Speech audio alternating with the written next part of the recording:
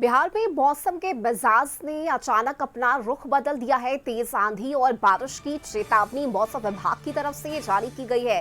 दक्षिण बिहार में ओलावृष्टि की आशंका है और किसानों से सतर्क रहने की अपील की गई है। तो देखिए, अचानक आज सुबह से ही बिहार में मौसम में बदलाव देखने को मिल रहा है और इस बीच मौसम विभाग की तरफ से तेज आंधी और बारिश को लेकर चेतावनी जारी की गई है। इसके साथ ही दक्षिण बिहार में ओलावृष्टि की आशंका भी जताई गई है मौसम विभाग की तरफ से। तो ये बड़ी खबर आपको बता रहे हैं, जहां मौसम विभाग ने किसानों से सतर्क रहने की अपील की है।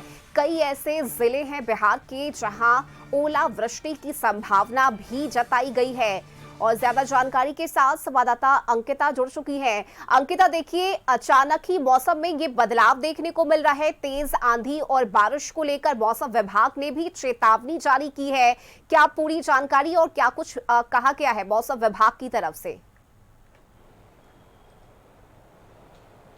बिल्कुल रश्मि, अचानक बिहार में मौसम में बदलाव हुआ है। कई जगह येलो अलर्ट भी दिया गया है, लेकिन इस सब के बीच हमारी मौजूदगी भी मौसम विज्ञान केंद्र में है और मौसम वैज्ञानिक आनंद शंकर सर हमारे साथ मौजूद है।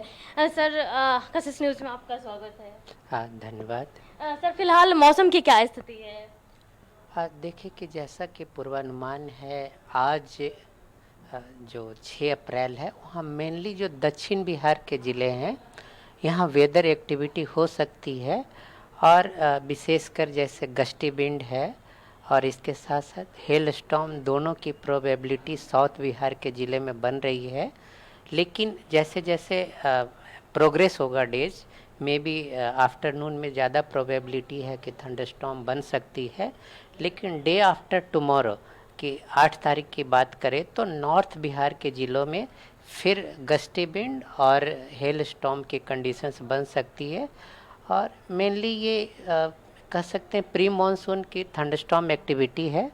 तो बहुत ज़्यादा घबराने की ज़रूरत नहीं है, but wind speed 50 to 60 kmph तक जा सकती है और कहीं कहीं पे हेल स्टॉर्म भी होने की संभावना है।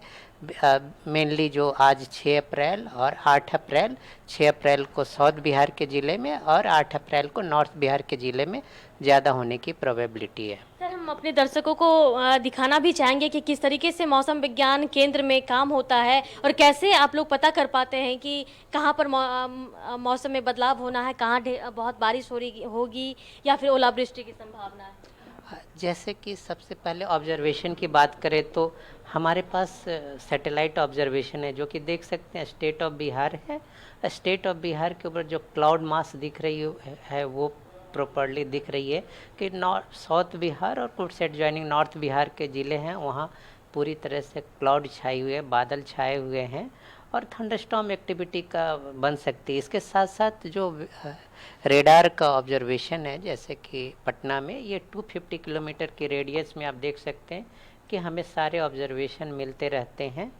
तो इसके अलावा लाइटनिंग नेटवर्क है और बहुत सारे ऑब्जर्वेशन नेटवर्क है along with upper air sounding network है, जिससे हमें प्रोबेबिलिटी पता चलती है थंडरस्टॉर्म्स की।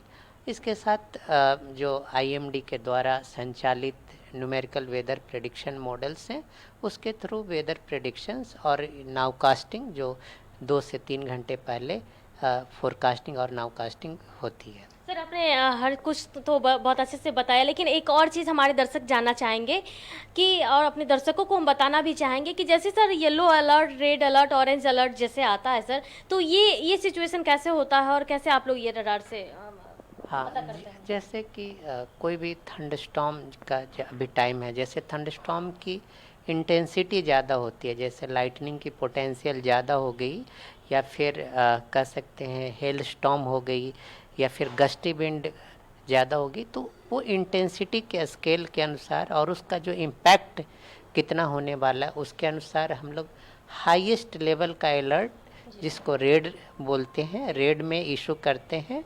उसके बाद मिडिल लेवल की अलर्ट होती है, उसको हम लोग ऑरेंज कलर में इशू करते हैं। इसके साथ साथ जो लोगों को वॉच भी करना है, ध्यान रखना है, उसके लिए येलो अलर्ट होती है। और जब वार्निंग नहीं होती है, कोई भी अलर्ट नहीं होती है, तो हम लोग ग्रीन कलर में देते हैं।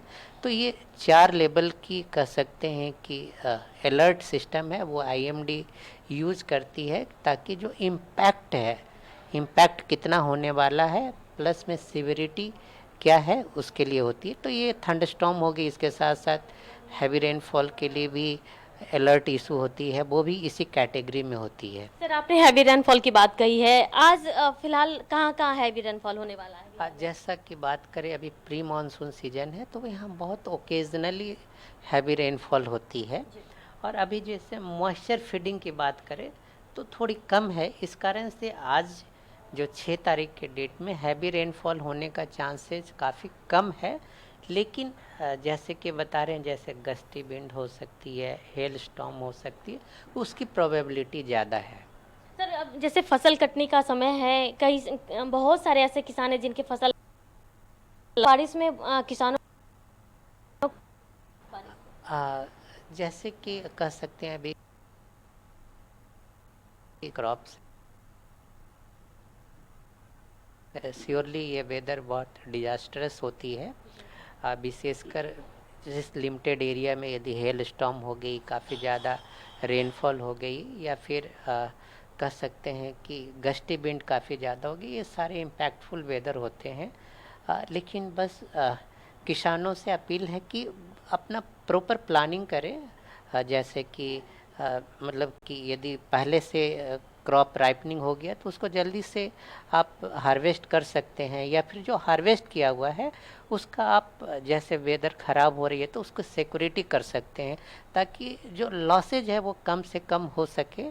और जैसे कि अभी बहुत सारा हॉर्टिकल्चर क्रॉप्स है, तो उसके लिए भी मतलब कि प्रिकॉशंस है वो ले सकते हैं कि जो सीवियर वेदर में क्या करना है, और जो guidelines time to time IMD issue करती है उसके अनुसार वो काम कर सकते हैं। फिलहाल मौसम कब तक गड़बड़ रहने वाला है?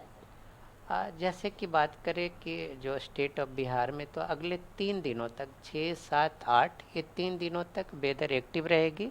मे बी एक दिन थोड़ा कम एक्टिविटी हो जाए, फिर नेक्स्ट डे ज़्यादा हो जाएगी, बट अगले 3 दिनों तक पूरे बिहार में, जो इनिशियली साउथ बिहार में फिर नॉर्थ बिहार में, जैसा कि बता रहे हैं, वेदर पूरी तरह से एक्टिव रह सकती है। पटना में बारिश की संभावना है?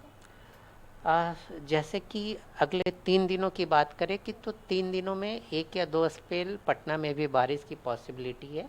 जैसा कि हमारा मॉडल्स वगैरह भी शो कर रही है कि यहाँ पे भी मतलब कि लाइट टू मॉडरेट रेनफॉल होने की संभावना है। तो रश्मि, आप देख रहे हैं किस तरीके से मौसम वैज्ञानिक हर दिन का जो है वो जानकारी दे रहे हैं, कब तक बारिश होने की संभावना ये भी बता रहे हैं। किसानों के लिए फिलहाल ये किसी आपदा से कम नहीं है, क्योंकि जिन किसानों का फसल अभी खेत में लगा हुआ है और काटने का समय हो गया है, या फिर जिन्होंने काटकर फसल सूखने को दिया है, उन लोगों के लिए समस्या है, तो उनके लिए भी सलाह दिया है। 3 दिनों तक मौसम किस तरीके रहेगा इसकी भी जानकारी दी है।